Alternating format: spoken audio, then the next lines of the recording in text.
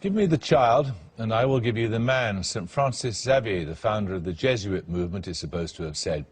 Religious movements the world over try to shape impressionable minds with myths and fables and fairy stories, how the world began, where the first humans came from, what rainbows are. Now the world's most celebrated atheist, Richard Dawkins, gives a counterblast of fact. His new book, The Magic of Reality, aims directly at children, teaching them how to replace myth with science. It's illustrated by the graphic artist and film director, Dave McKean.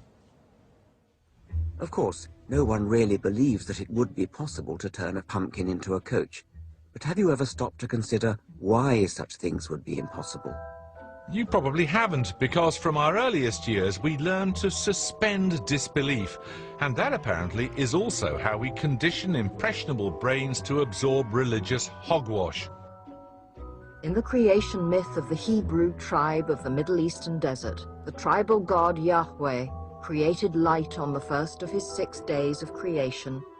But then, surprisingly, he didn't create the sun until the 4th day. Where the light came from on the first day, before the sun and stars existed, we are not told. Knocking down the scientific accuracy of millennia-old stories isn't very hard. Rainbows, earthquakes, the origins of humanity, the origins of the universe itself are all explained in ways that a 10-year-old might follow, but a 5-year-old might not. According to the modern version of the Big Bang model, the entire observable universe exploded into existence between 13 and 14 billion years ago. Some scientists will tell you that time itself began in the Big Bang, and we should no more ask what happened before the Big Bang than we should ask what is north of the North Pole. But therein lies Richard Dawkins's problem. Even with him setting them up as Aunt Sally's, the myths remain the better stories, carrying an imaginative charge that makes nonsense easier to understand than fact. Fairy tales of whatever world religion retain an untarnishable beauty, more easily followed by a small and impressionable Tasmanian child, for example. A god called Moini was defeated by a rival god called Dromedina in a terrible battle up in the stars. Before he died, he wanted to give a last blessing to his final resting place, so he decided to create humans. But he forgot to give them knees. He absent-mindedly gave them big tails like kangaroos, which meant they couldn't sit down. They say the devil has all the best tunes, but the religious elders have most of the best stories. Well, Richard Dawkins is here. You seem to implicitly believe in this, or explicitly believe, that rationalism is somehow disadvantaged. Do you really think it is? No, and nor am I knocking myths. I mean, I think myths are great. I just think that science is better, and actually better stories. I deny that the myths have the best tunes and the best stories. You deny it? Yes. I mean, I actually think that science is so spellbinding. What have you got that beats that story of the kangaroo? Evolution. Well, okay, right, let's take evolution. Okay. You really think that your version, your very clear account of where our ancestors came from, which ends up in a not very attractive looking fish 185 million generations ago, as opposed to the creation myth in the Bible that God takes a handful of dust, breathes life into it, takes one of Adam's ribs and creates a woman. You think yours is more poetic, do you? No question about it, absolutely. It is wonderfully poetic. When you think about it, here we are. We started off on this planet, this fragment of dust spinning round the sun, and in 4 billion years we gradually changed from bacteria into us. That is a spellbinding story. Do you accept that it is slightly more difficult for a child to comprehend? That I'm not sure about. It's conventional not to teach evolution until a later age. I think it could be taught at a younger age. But 185 million generations, that's kind of a difficult thing to get your head around as a child. Yes, it is. And you have to employ careful strategies to do that. But I think it can be done. Now, nobody believes that Lot's wife, for example, was really turned to a pillar of salt, and you soon grow out of belief in Father Christmas or the Tooth Fairy. Are you saying that these things should never be taught?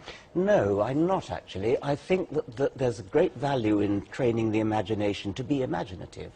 And so children love to make believe, for example. I did myself, I'm sure you did. And it's a wonderful part of growing up to play games of make believe.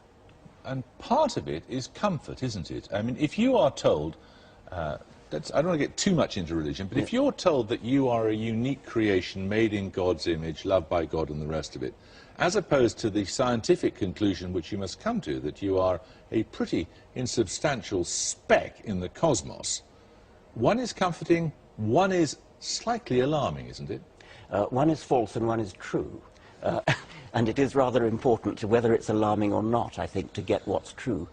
You can make up any number of stories that are comforting, but the truth has some value as well. But you accept the force, the imaginative force of comfort. I wouldn't stress comfort. I mean, I accept the imaginative force of certain myths, and I throw in the Judeo-Christian myth along with the myths of the Tasmanians and so on. But I genuinely think that science is more exciting and more poetic. They perform a social function too, particularly the religious myths, in that they tend to make us as societies hang together. You don't believe that, do you? Well, it's certainly the basis of our culture and our legal system. It is true that historically religions have been the basis of our culture, but they've also been the basis of plenty of things that are not very desirable.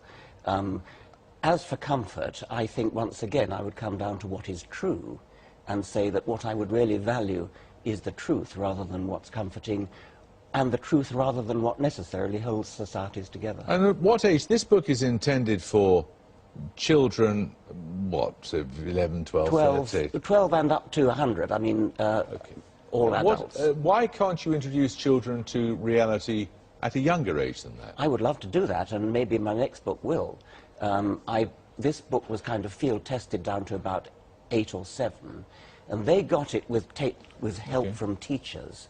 So I would like to think that parents could perhaps read bits of this book to 7-year-olds, and 11 and 12-year-olds, I hope, will love to read it themselves. But this is the equivalent at an entire metaphysical level to telling children that Father Christmas doesn't exist, isn't it? Well, I think that the truth is wonderful. I do think that myths are fun, and I mean, the book is full of myths. Which is your favourite myth, by the way? I like the one about Dromedina and the one that you heard Lala actually reading. I think that's a lovely one. It's very amusing. Some of the Aztec ones are very funny as well. You can't pronounce the names. Do you find any of them affecting, personally affecting? You think, gosh, what a wonderful story. Actually, Genesis is, as a story, as a myth, yes. And I mean, as long as you don't think it's true. The trouble is that 40% of the American people think it's literally true.